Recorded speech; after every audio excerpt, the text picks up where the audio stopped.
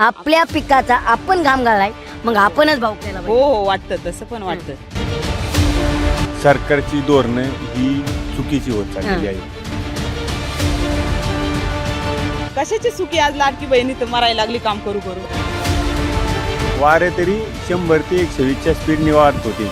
लोकांचे पत्रे उडून गेले. आतापर्यंत तर बऱ्यापैकी आम्हाला कर्जमाफीचा कधीही लाभ झालेला नाहीये. नमस्कार मित्रांनो, मी आता पारवडी गावात आलोय. मित्रांनो, हे जर दृश्य पाहिलं ना, अक्षरशः तुमच्या डोळ्यात पाणी येईल. कसं आहे ना, जुनी माणसं म्हणतात शेतकरी होणं काही पाप आहे का? कारण शेतकऱ्याच्या नशिबी कायम 5वीला जसं आपण 5वी पुंजतो ना, तसं शेतकऱ्याच्या नशिबी 5वीला 7.5 पुंजलेली असते. कसं असते मित्रांनो, राजकारण जाऊ द्या, राजकारण गेलं, चुलकांडा सगळं जाऊ द्या, कसं आहे शेतकरी होणं एवढी सोपं गोष्ट नाही. कारण निसर्ग राजा कधी साथ देतो, कधी देत नाही. सरकारनं निसर्ग राजाने साथ दिली तर सरकार साथ देत नाही, सरकारने साथ दिली तर निसर्ग राजा कधी साथ देत नाही. मित्रांनो, अशी गोष्ट मी तुम्हाला सांगणार आहे की तुम्हाला ती गोष्ट ऐकल्याच्या नंतर डोळ्यातून अश्रू तर येतात, पण भावना शून्य होतात. कारण कसं आहे मित्रांनो, तर आत्ता सध्या मी पारवडी गावात आहे आणि पारवडी गावात आल्याच्या नंतर तुम्हाला तर माहिती एलएस मराठी न्यूज चॅनलचा शो चालू आहे. जनता काय बोलते, जनता काय बोलते, पारावरच्या तर गप्पा घेतोय. पण जाताना मला रस्त्याने जात असताना मला हा बाग दिसले आणि बाग दिसल्याच्या नंतर मी म्हणलं चला या बागात चक्कर मारूया. कसं आहे ना, हे कवर वगैरे सगळं डाळिंबाचं जे फाटलंय ना, ते घटना बघितलं ना तर डोळ्यात अक्षरशः पाणी येतं. हे बघा, डाळिंब आता मार्केटला जायच्या टायमाला हे डायरेक्ट तुटून गेले. म्हणजे 2 दिवसापूर्वी ह्या गावात चक्रीवादळ झालं आणि शेतकऱ्याचे अक्षरशः हातात आलेला घास म्हणजे तोंडापर्यंत जाणार की निसर्ग राजाने हिरवून घेतला आहे. सरकारने याच्याकडे लक्ष घेतलं पाहिजे. आणि हा जो कवर आहे हा डाळिंबाच्या संरक्षणासाठी म्हणजे चिलटे वगैरे बसून आहे म्हणून हा घातला जातो. आणि ह्या कवरने अख्खं लुस्काने ते सारं वाटोळं झालेलं आहे. हे बघा ना कसं फाटलंय. आणि इथं ताईन ते त्याला नीट करतायत. ताईंकडे जाऊया, नेमकं ताईंचं म्हणणं काय ऐकून घेऊया. मी एक शेतकरी आहे, अशी घटना झाली ना सगळ्यात महत्त्वाचं वाईट वाटतं, कारण आपण पिकाला पोटच्या पोरासारखं जपतो. ताई नमस्कार. नमस्कार सर. काय नाव तुमचं? माझं नाव रजनी अविनाश टेमगिरे. बरं, किती एकर डाळिंबाची बाग होती ताई तुमची? ही 1.5 एकर डाळिंबाची बाग. बरं, हा कवर किती रुपयाचा आहे? ह्यो 60 ते 70 हजार रुपयाचा कवर आहे. बरं, हे डाळिंबासाठी घातलेला आहे. किती नुकसान झालंय ताई? आता हे अंदाजे 2 लाखापर्यंत तरी नुकसान असेल. शेतकऱ्याचं 2 लाखापर्यंत. म्हणजे कवरचा खर्च, कवर बांधणे आणि हे जे बांधण्यासाठी आम्हाला 30 ते 40 हजार रुपये मजुरी वगैरे लागते. त्याच्यामुळे हे मोडतोड झालेली आहे पूर्ण. याला आडवाट बोलतात. आडवाट हे सगळं आडवाट तुटलेली आहे. डाळिंब अख्खं झुकलंय, आखं झुकलेलं आहे. आतमध्ये पण भरपूर नुकसान झालेलं आहे. हो म्हणजे सांगा, म्हणजे परवाचा जो पाऊस झाला आणि तो तुमच्यासाठी पाऊस नव्हता तर तो संकट होतं म्हणायचं. हो, संकटच होतं. बरं, किती खर्च केलाय डाळिंबाला आतापर्यंत? याला जवळजवळ 2-3 लाख रुपये खर्च झालेला आहे. आणि किती डाळिंब पडले समजा अंदाजे तरी 20-25-30 कॅरेट तरी सध्या असतीलच. बरोबर आहे. म्हणजे तोंडात आलेला घास डायरेक्ट हिसकावून गेला. 40 कॅरेट वगैरे असतील. बरोबर आहे. किती वर्षापासून या डाळिंबाला जपताय तुम्ही? आज 4-5 वर्ष झाले आम्ही. बरोबर. हो. कधीतरी असं पिकाचा फायदा झालाय का शेतकऱ्याला? नाही, तसा फायदा झालाय, पण तोटाही त्याबरोबर भरपूर प्रमाणात झालेला आहे. मला एक भावनिक प्रश्न विचारायचा आहे. काय स्वप्न होतं तुमचं होतं या डाळिंबावरती? अहो, ह्या डाळिंबावरती म्हणजे आमची मुलं आहेत, मुलगा आहे, एक मुलगी आहे. त्यांचं शिक्षण चांगल्या प्रकारे व्हावा. आता आम्ही गरीब परिस्थितीमधली माणसं आहेत, शेतीच्या जीवावरती म्हणजे अशा अपेक्षा असतात. बरोबर. तर असं वाटतं की मग हे जर झालं तर आपली मुलं वगैरे शिक्षण करतील चांगले, आपल्याला छोटस घर छानपैकी होईल. हो बरोबर आहे. एवढ्याच अपेक्षा आहेत. खाणं, अन्न, वस्त्र, निवारा एवढ्या ज्या गरजा आहेत त्या जर भागल्या बस, बाकी काही जास्त नाही. ताई, मग बोलता बोलता तुम्ही म्हणल्या की मी तो शब्द परत कॅप्चर करतो की तुम्ही म्हणल्या आम्हाला एक स्वप्न ठरलं होतं, आम्हाला बंगला बांधायचा आहे. हो, मग ते अन्न, वस्त्र, निवारा त्यामध्ये. आता मला तुम्ही सांगा, बंगला नाहीये, आपण दुकान नाही, पण वाटतं का हो आलेला जेवढा डाळिंबाला आतापर्यंतचा खर्च आहे तो वसूल होऊ शकतो याच्यातून? आता नक्की काय तसं सांगू शकत नाहीये, पण व्हावा अशी इच्छा आहे. बरोबर बरोबर. बरं सर, मला सांगा, आज डाळिंबाला काय भाव आहे? तुमचा भाऊ डाळिंब येऊपर्यंत भाऊ टिकेल का अशी गॅरंटी वाटते का हो सरकारने? आता नक्की तसं पण सांगता नाही काय होते काय नाही, पण 100-200 पर्यंत आता सध्या भाव आहे. पण जरी 200 नाही तर 150 पर्यंत जर राहिला तरी आम्ही त्यामध्ये खुश आहे. बरोबर आहे बरोबर आहे.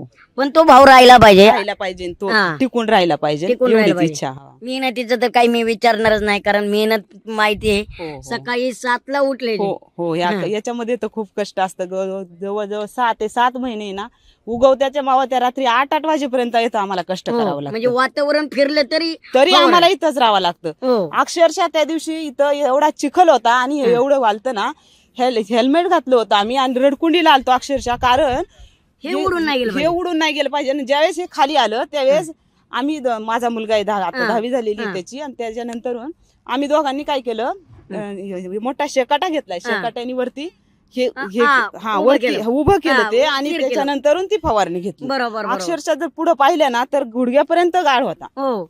आणि हो. त्या दिवशी जेव्हा चक्रीवादळ येत होतं तेव्हा तुम्ही बोलले सगळे लोक घराच्या बाहेर पडत नव्हते, पण आम्ही वावरत. पण आम्ही वावरात होतो, आणि इथं अक्षरशः दुकानामधून 3-4 वेळा आम्ही इथं चक्कर मारली. आमचा जीव म्हणजे आम्हाला असं वाटतं की जर या फळांना काय झालं तर आमच्या जीवालाच असं. बरोबर आहे. हो. म्हणजे फळच आपला जीव आहे. जीव आहे. हा. हो, असं वाटतं आम्हाला. बरोबर आहे. खरंच. आपल्या जीवाची लहान किंमत मुलासारखं आम्ही त्याला जपतो. हा. आणि जसं लहान मुलाला जर काही त्रास झाला हा. तर कसं आई वडिलांना त्रास होतो, बरोबर आहे. असं आम्हाला या फळांच्या बाबतीत वाटतं. पण आता एक इमोशनल शब्द तुम्ही बोललाय, लहान मुलाला त्रास झाला तर आम्हाला त्रास होतो. हो. पण जेव्हा कोणी आपल्या पिकाचा भाव करतं तेव्हा कसं वाटतं की आम्ही सांभाळायचं, हो, त्याला ते पण. वाढवायचं, आणि दुसऱ्याने कुणी उठायचं सुटायचं त्याला शेतीतली माहित नाही, त्यांनी भाव करायचा याचा. हो, ते पण बरोबरच आहे. आपल्या पण मनावरती पाहिजे ना त्याचं भाव. मग? हो, पाहिजे. आता तुमच्या पण- अंगावरची साडी आहे, माझी ड्रेस आहे, हं. मी भाव करू शकत नाही ना या ड्रेसचा, ते ठरवणार ते. मग असं कुठेतरी वाटतं का आपल्या पिकाचा आपण घाम घालाय, मग हो. आपणच भाव केला हो पाहिजे. हो, वाटतं, तसं पण वाटतं. आणि झालं पण पाहिजे, शेतकऱ्यांनी पण ठरवलं पाहिजे, आहे की नाही, म्हणजे आपल्याला चांगल्या प्रकारे भाव भेटला पाहिजे. बरोबर आहे. आज लाडकी वाटतं. बहीण चुकी का कशाची सुखी आज लाडकी बहिणी तर मरायला लागली काम करू करू. वाटते का ती बंद करून पिकाला भाव द्यावा? हो, वाटतंय तसं. ती बंद केली तरी चालेल, पण पिकाला मात्र आमचा हा भाव भेटला ना हा. तरी आम्ही खुश आहे त्यामध्ये. बरोबर आहे. नक्कीच सरकारने याचा विचार केला पाहिजे. बघितलं का भावना काय आहेत राव, याला पुढच्या पोरासारखं वागवलं या डाळिंबाला, आणि डोळ्यासमोरून जर खाली तुटून पडत असेल तर विचार करा. तुमचं पोराला साधं खर्चटलं ना तरी तुम्ही काय करतात. ताईंची जेव्हा मी बोललो तेव्हा ताईंना रडायला येत होती.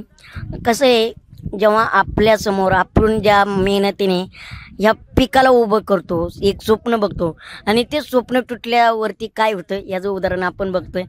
काय परिस्थिती काय नाही. आता झालेला वादळी वारा पाऊस याच्यामुळे हे आपण क्रॉप कव्हर टाकला होता, हा. अख्खा फाटलेला आहे. हम्म. हा जर फाटला नसता तर आपल्याला पुढल्या वर्षी 60-70 हजार याच्या वाचले असते. हम्म. म्हणजे पाण्यात पैसे गेले म्हणायचे. पैसे 100% पाण्यात, हा वापरता पण येणार नाही. बरोबर आहे. कशालाच वापरता येत नाही. बघा ना, जिथं जिथं होलं नाही, ते नाही, पडेल. हा. नाही, हे होल जर पडलं तर पुढल्या वर्षी याचा काही फायदा नाही. बर. कारण तो पुढल्या वर्षी उन्हात जर टाकला पुढल्या वर्षी हम्म. तर तो पूर्ण फाटून जाईल, टाकतानीच फाटून जाईल. बरं, मला एक सांगा, क्रॉप करतो तुम्ही म्हणला त्याला 60-70 हजार रुपये येतो खर्च, मान्य, पण उभा करायला त्याच्या व्यतिरिक्त किती येतो? मजुरी तिने 40,000 रुपये कमी. हा, 60-70 म्हणजे 1,10,000च्या पुढं हेच खर्च आहे. हो. म्हणजे हे करायचं म्हणलं तर अख्खं काढावं लागेल म्हणायचं. हा सगळं काढायला. हा, म्हणजे बघा मेहनत जेवढी आहे. आणि फवारणी कशी असते डाळिंबाला? फवारणी ही आपण ट्रॅक्टरनेच घेतो. हा, पण 3 टाइम वातावरण फिरलं तरी. पाऊस झाल्यावरती फवारणी घ्यायलाच लागते. हा. बरं, आता किती झाडांचं असं वाटतं नुकसान झालंय? किती एक झाडं? नुकसान फळांचं झालंय जास्त, फळ गळल्यात वाऱ्याने हा. आणि पावसाने. आता याच्यावरती डाग येणार. बरोबर आहे. फक्त नशीब चांगले, झाडं थोडीशी कळलेत, हो. फक्त कोडमळली नाहीत हो, म्हणायचं. हो, हो. हम्म. अजून जर पाऊस जास्त असता आणि वारं जास्त असतं तर झाडं पडली असती. आता फक्त फळांच्या उन्ही बावली, बरोबर फक्त बरोबर झाडावर गेलं नाही. बरोबर बरोबर. काय वाटतं सरकारकडून काय अपेक्षा आहेत एकंदरीत? सरकारकडून काय अपेक्षा आहे? महागाईची एवढी झाली, खते औषधांची हं. किमती वाढल्यात, हं. त्या किमती कमी व्हाव्यात. पण असं वाटतंय का, एक भावनिक प्रश्न विचारतो, शेतकरी असं वाटतंय का कुठेतरी आपण शेतकरी होऊन चुकीचा निर्णय घेतलाय? कारण त्यांच्या पिकं जेव्हा असतात, त्यांचा मटेरियल जेव्हा असतो, तेल असेल काही असेल, त्यांच्या किमती त्या ठरवतात. पण आपलं पीक मार्केटमध्ये आलं, डाळिंब आला, पुन्हा इकडं विविध पिकं आहेत, ऊस असेल, हे जर आलं तर लगेच बाजार पडलेले जातात. 100% बाजार आहे ना, आपलं ज्यावेळेस माल जाईल ना शेतकऱ्याचा त्यावेळेस पडलेला असतात. हा. आणि ज्यावेळेस व्यापारी खरेदी करतात, कमी माल कांद्याला बाजार पडले त्यावेळेस व्यापारी खरेदी करतात हा, आणि तदनंतर न 1-2-3 महिन्यांना आपलं शेतकऱ्याचा माल राहत नाही, हा. त्यावेळेस व्यापाऱ्यांचा माल असतो. बरोबर आहे. आता हेच बघा ना, ऊस आपला हम्म. तो कसा जातो क्विंटल? आता एक हा. 3,000 ते 3,000 3200 करा, पर्यंत. हो 3200 धरा, मिनिमम 3200 धरा. आणि त्याच ऊसाची साखर आपण खातो, ती साखर कशी खातो? 45 रुपये हा. किलोनी म्हणजे आता ही म्हणते मेहनत आहे, अरे मेहनत असू द्या ना, मग आम्हाला काही मेहनत नाही का? आहे ना हा? मेहनत. म्हणजे आम्ही 12 महिने पिकतो, तुम्ही 2 तासात भाव ठरवता का? अहो. बरं ठीक आहे, तुम्हालाही मेहनत आहे, पण एवढं काय आहे, हा, सरकारची धोरणं ही चुकीची होत चाललेली हा. आहेत. बरोबर. आता हे भाग झाला, पण अनेक बागायतदारांचं असं नुकसान झालंय का? डाळिंब आमच्या बागायत. 1-2-3 गावांच्या जेवढे आता आपल्या इथे शेतकरी आहेत ना, एकच नाही आपल्या इथं या वावरापुरताच पाऊस न होता 2-3 गावांनी पाऊस झालेला आहे आणि वारे झालेले. वारे तरी 100 ते 120च्या स्पीडने वारत होते. हा, लोकांचे पत्रे उडून गेले, हा. कोणाचे घरांचे नुकसान झाले. म्हणजे माझाच विश्वास ऊस राहिला नाही सरळ. हम्म. जो ऊस आता लागवडी चालू आहेत ना, त्याच्यासाठी तोडायचा जो ऊस आहेत का, शो सरळ होता तो झोपलेला आहे, हो. राहिलाच नाही सरळ ऊस. आणि ऊसासारखी मजबूत जात कोणाची नसते. नाही खरं. हा. आणि विचार करा ना, आता हे डाळिंबे हे झोपलेले आहेत, आता शेतकऱ्यांनी करायचं काय? सरकारच्या अपेक्षा काय असते शेतकऱ्यांच्या? हा? तुमची काय अपेक्षा? शेतकऱ्याची अपेक्षा एवढीच असते, हमी भाव आणि जे आपल्याला शेतीसाठी जी खते औषधे लागतात त्यांच्या किमती शेतकऱ्याला परवडेबल हम्म. पाहिजेत. दादा एकच प्रश्न विचारतो, कर्जमाफीचा तुम्हाला फायदा होईल? होईल का शेतकऱ्याला? मला तरी नाही वाटत फायदा होईल. आणि ज्यावेळेस होईल, हा, ज्यावेळेस पैसे आमच्या खात्यांच्या वरती येतील हा. त्यावेळेसच कर्जमाफी झाली असं आम्ही म्हणू. आतापर्यंत तर बऱ्यापैकी आम्हाला कर्जमाफीचा कधी लाभ झालेला नाहीये. कधी नाही. आणि मग हे सरकार जे मागच्या बारीने बी अख्ख्या महाराष्ट्रात पावसाने धुमाकूळ घातला होता, तेव्हा बी निधी मंजूर केले, ते निधी आले का नाही? तेव्हा जमिनी गेल्या तुमच्या? नाही निधी येत नाहीये. हा, तो फक्त कागदावर. फक्त ती कर्जमाफी फक्त कागदापुरती, हा. सर्वसामान्यांपर्यंत कर्जमाफी पोहोचत नाही. मला खरंच एक विश्वास बसा नाही बरं का, तुम्ही काही म्हणा, नाही तर तुम्हाला प्यायलाही पाणी नव्हतं आणि एका दिवशी निसर्ग राजा आला, सगळं हिरावून घेतलं. बरोबर आहे का? हा बरोबर आहे. हा? हे असं असतं, ज्यावेळेस पाणी मागितलं तर पाणी भेटत नाही, हा. आणि भेटलं तर इतकं भेटत की आपलं सगळं नुकसान करून जातं. बरोबर. डाळिंबाला काय भावाची अपेक्षा आहे? एक 150 रुपयापर्यंत बाजार 150 भाव रुपयापर्यंत. भेटावा तरच बरोबर आहे. तरच परवडेबल. बरोबर आहे. वाटतंय का येईपर्यंत राहील? नाही मला तरी नाही वाटत. अजून 1-1.5 महिना टाइम आहे याला बाजार राहतील. बरोबर आहे. कारण सगळ्यांचेच टोमॅटोच म्हणते आपले डाळिंब चालू होईल. टोमॅटोची तीच परिस्थिती आहे. टोमॅटोची तीच परिस्थिती. म्हणून तुम्हाला एकच सांगतोय, तुम्ही म्हणतात ना शेतकरी शेती का करत नाही, त्याचे पोरं का उतरत नाही, भले बाहेर 10-15 हजार रुपये पगार महिन्याला जरी असलं ना, तरी त्यांना वाटतं आता हेच जर यांच्या घरात घडत राहिलं तर तुमची मुलं उतरतील का शेती करे? आमची अपेक्षा एवढीच आहे, मुलांनी शिकावा आणि काही पण कुठेतरी करा. नोकरीला लागावा. हा, पण शेती शेती करू नका. शेती नको. कारण जे आम्ही भोगलंय ते ते पोरांनी भोगायला. मुलांना नको. हो. बरोबर बरोबर. म्हणजे ह्यामुळे शेतकरी हारतोय बरं का.